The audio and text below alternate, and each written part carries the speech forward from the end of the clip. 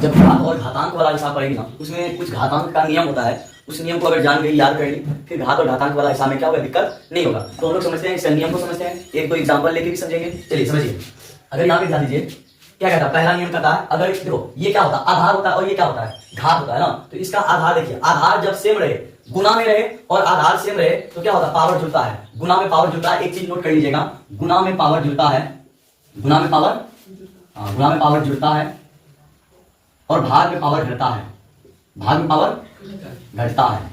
ये चीज जो है नोट कर लीजिएगा, गुना में पावर जुड़ता है और भाग में पावर घटता है। अब यहाँ पहला नंबर पे ध्यान दीजिए, अगर आधार पर देखिए m पावर है, यहाँ भी आधार पर n पावर है, तो देखिए आधार दोनों ऐसे है ना, तो आधार का रहने देना आधार, उसका m को n से जोड़ देना है, m प्लस n। यानी एग्जांपल के तौर पे देखिए, तो 2 पर अगर 3 पावर रहे गुना 2 पर अगर 5 पावर रहे तो कैसे बनेगा, तो इस तरह से बनेगा, 2 पर 3 प्लस 5। यानी पावर को क्या करना, पावर को क्या करना, जब आधार से मेरे पावर को क्या करना है, जोड़ देना है। यानी गुना में जब आधार से मेरे पावर को क्या करना है, जोड़ देना है। 3 5 कितना हो जाएगा, 8। तो 2 पर कितना पावर हो जाएगा, 8 पावर। इससे आगे भी सॉल्व होगा, है ना।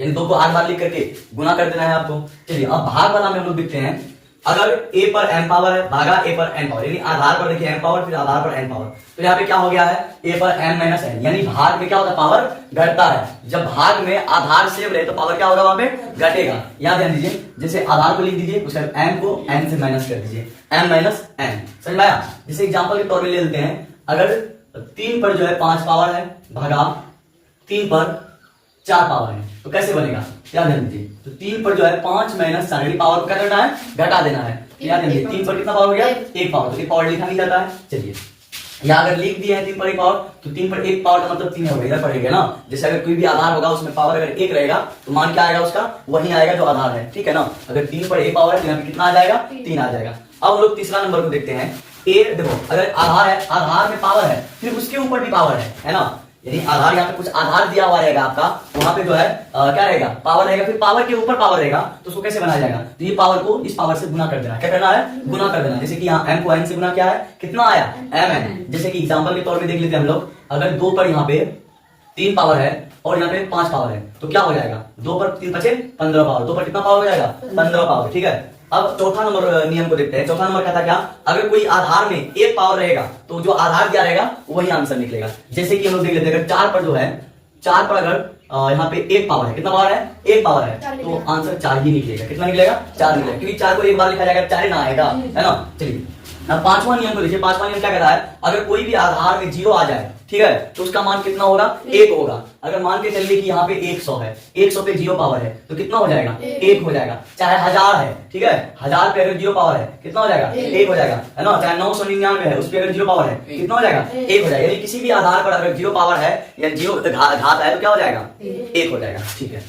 चलिए अब हम लोग छठा नियम को देखते हैं। छठा नियम क्या कहता है, यानी a बट्टे b पर अगर पावर m है तो ये पावर जो है ये दोनों का, ये पावर किसका है, ये दोनों का है, सकता है ना। a का भी पावर है m और b का भी पावर m है ना। चलिए कैसे, तो हम लोग एग्जांपल के तौर पे देखते हैं। जैसे 2 बट्टे हम लोग 3 ले लेते हैं और यहाँ पे ले लेते हैं हम लोग 3, यहाँ पे ले लेते हैं पावर कितना, 3 ले लेते हैं। तो ये बताइए क्या 3 केवल 2 का है कि 3 का भी है, दोनों का है ना। यानी 2 को 3 बार लिख करके गुना कीजिए, फिर 3 को भी 3 बार लिख करके गुना कीजिए। जब 2 को 3 बार यानी 2 गुना 2 गुना 2 कीजिएगा, 2 दूनी 4, 4 दूनी 8 आएगा, कितना आएगा, 8 आएगा। उसके बाद 3 को अगर 3 बार लिख करके गुना कीजिएगा, 3 दिया 9 9 दिया 27 आएगा, यानी 8 बट्टे कितना आ जाएगा, 27 आ जाएगा।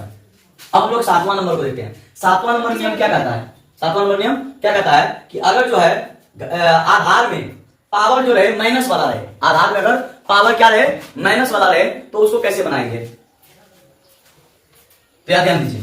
एग्जांपल लेके देखते हैं, यानी माइनस को हटाने के लिए क्या होता है, बट्टा होता है। क्या होता है, माइनस को हटाने के लिए बट्टा में 1 बट्टा करना पड़ता है, तो वो माइनस हट जाता है। देखिए कैसे, अगर 2 पर -3 पावर है, 2 पर -3 पावर है, तो यहाँ ध्यान दीजिए, तो ये माइनस को हटाने के लिए 1 बट्टा करना पड़ता है, 1 बट्टा 2 पर, अब माइनस हट गया 2 पर 3 पावर, ठीक है। तो यहाँ पे क्या हो जाएगा, 1 बट्टा, और 2 पर 3 पावर है तो 2 दूनी 4, 4 दूनी 8, यानी 2 को 3 बार लिखकर गुना कीजिए, 1 बट्टे कितना हो जाएगा, 8 हो जाएगा। इसके अलावा कुछ और भी नियम है, जैसे कि अगर मान के चलिए ये देखिए, जैसे -2 है ना, इसको हमको 3 से यहाँ पे पावर है, -2 यानी -2 आधार है और 3 क्या है, पावर है, यानी घात है। अब गुना करना है, तो यहाँ पे जो आंसर निकलेगा सर, माइनस में निकलेगा या प्लस में, जैसे 8 निकलेगा ना, तो 8 माइनस में निकलेगा कि प्लस में निकलेगा। तो उसका ये नियम है कि अगर यहाँ पे जो है, मान के चलिए a दे देते हैं हम लोग, a, ठीक है, यानी यहाँ पे सम संख्या रहे, पावर कितना रहे, पावर अगर सम संख्या रहे तो आंसर भी किसमें आएगा, प्लस में आएगा, किसमें आएगा, प्लस में आएगा, ठीक है। यानी यहाँ माइनस ए जो है, अगर यहाँ सम संख्या कोई घात है